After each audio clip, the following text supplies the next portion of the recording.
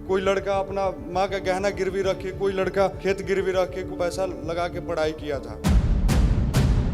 तकरीबन 14 अग्निवीर हैं जो अभी तक सुसाइड कर चुके हैं।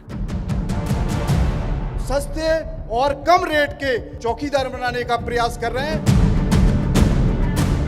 Chief of the army staff ने अपनी बुक में लिखा कि इसमें हम लोग तीनों लोग शॉक थे जब ये आया था, और मैंने आर्मी में कहा था कि 25%। ये डिसाइड किसने किया? सर पीएम ऑफिस से आया डायरेक्ट विदाउट देयर कंसल्टेंसी। ऐसा कभी नहीं हुआ सर।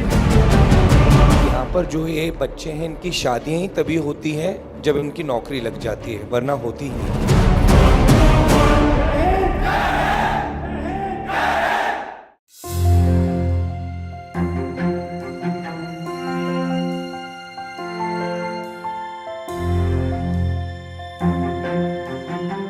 मैं आपकी बात सुनने आया हूँ, तो आप अपनी बात रखिए, कोई सवाल हो वो पूछिए, मगर जो आप कहना चाहते हैं कहिए।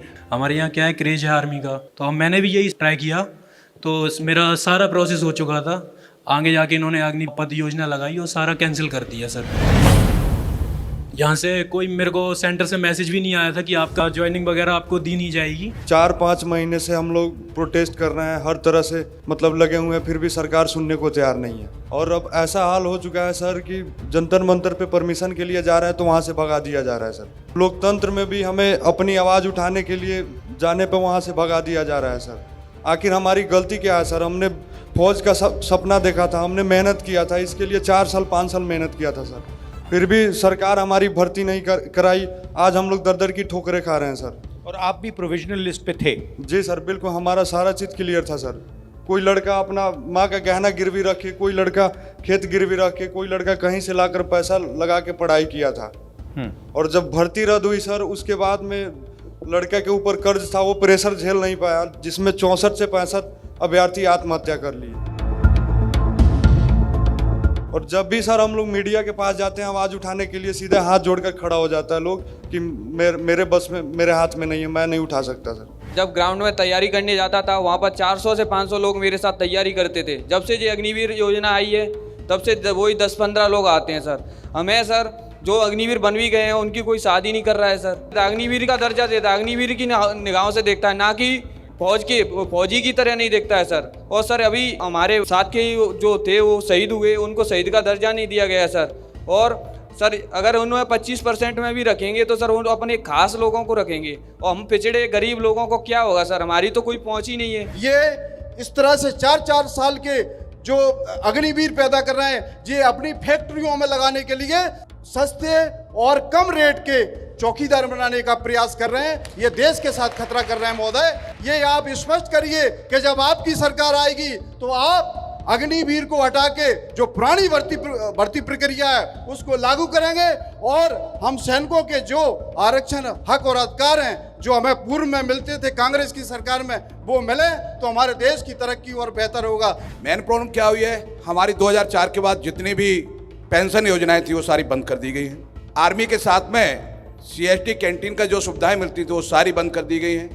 CPOज का हर व्यक्ति त्राहिमाम है, परेशान है। सर एक बहुत बड़ी बात यह है कि ये जो अग्निवीर सेलेक्ट किया गया है, इसमें तीनों चीफ की एग्रीमेंट नहीं थी उस समय, क्योंकि वो आर्मी में सर्व कर रहे थे, तब उन्होंने कुछ नहीं कहा। जैसे ही रिटायर हुए, chief of the army staff ने अपनी बुक में लिखा कि इसमें हम लोग तीनों लोग शॉक थे जब ये आया था, और मैंने आर्मी में कहा था कि 25%। तो ये डिसाइड किसने किया? सर पीएम ऑफिस से आया डायरेक्ट NSA। Yes sir. एक टैंक को चलाने के लिए अगर टैंक का ड्राइवर है, उसको 120 बटन देखने पड़ते हैं, और नीचे से माइन फील्ड है, ऊपर से गोले आ रहे हैं, मिसाइल्स आ रही हैं, उसके बीच में उसको मेंटली फिजिकली ट्रेंड होके तभी वो निकल सकता है, अदरवाइज वो काम नहीं कर सकता है। और आज हमारे यहाँ पे तकरीबन 14 ऐसे अग्निवीर हैं जो अभी तक सुसाइड कर चुके हैं। तो आर्मी ने ये रियलाइज़ किया कि ये मेंटली एंड फिजिकली रोबस्ट नहीं है, इसलिए उन्होंने कहा कि हमें इनका साइकोलॉजिकल टेस्ट भी करना पड़ेगा। पहली बार ऐसा हुआ। सबसे पहले मैं आपका धन्यवाद करना चाहता हूं कि आप सब यहाँ आए, आपने अपनी बात रखी। जो 1.5 लाख लोग हैं इनके टच में मैं हूँ। आपके रिप्रेजेंटेटिव्स मेरे पास आए थे, दिल्ली में आए थे, यात्रा में मुझसे मिले, और हमारी कोशिश होगी कि हम आपकी पूरी मदद करें। आपके साथ बिल्कुल गलत किया गया है, अन्याय है और हम आपके साथ मिलकर या तो कॉम्पनसेशन लेने की कोशिश करेंगे या कोई ना कोई रास्ता आपके लिए निकालने की कोशिश करेंगे। अग्निवीर योजना पे मेरी ओपिनियन है ये देश को मजबूत करने वाली योजना नहीं है और इससे सेना का भी ये नुकसान हो रहा है, देश का भी नुकसान हो रहा है। अगर हमारी सरकार आएगी हम इसे रीअसेस करेंगे, हम इसको देखेंगे और अगर हमें लगे कि ये कैंसिल किया जा सकता है तो हम इसको कैंसिल भी कर सकते हैं। जो आपने एक्स सर्विसमैन ने कहा, बिल्कुल सही कहा है, आपको सपोर्ट मिलना चाहिए और वो जो आपका 10% रिजर्वेशन का है उसको हम असेस करेंगे और उसको पूरा करने की कोशिश करेंगे, ठीक है। मेरी ओपिनियन है कि जो भी सेना में जाता है उसको सरकार एक गारंटी देती है कि आप देश के लिए अपनी जान देने को तैयार हो तो हमारा काम आपकी प्रोटेक्शन करने का है। ये एक आप इसको कॉन्ट्रैक्ट मान लो, एक रिश्ता मान लो और अग्निवीर स्कीम जो है इस रिश्ते को तोड़ रही है क्योंकि जो लड़ेगा, मान लीजिए 2 लोग लड़ रहे हैं, एक अपने आप को अग्निवीर मानता है, वो जानता है कि भैया मैं शहीद हो गया तो मुझे कुछ नहीं मिलेगा और उसी के साइड में दूसरा लड़ रहा है और उसको पूरा का पूरा सपोर्ट मिल रहा है, पूरा फायदा मिल रहा है, तो जो अग्निवीर है वो पूरा डिमोरलाइज हो जाएगा और वो ठीक से लड़ेगा भी नहीं, डर जाएगा, उसमें जो कॉन्फिडेंस होनी चाहिए नहीं आएगी।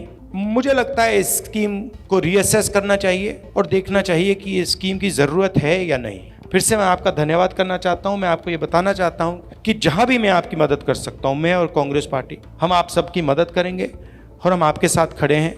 लोकतंत्र है, अगर आप प्रोटेस्ट करना चाहते हैं तो ये आपका हक है, आपको रोकना नहीं चाहिए। बहुत बहुत धन्यवाद, नमस्कार।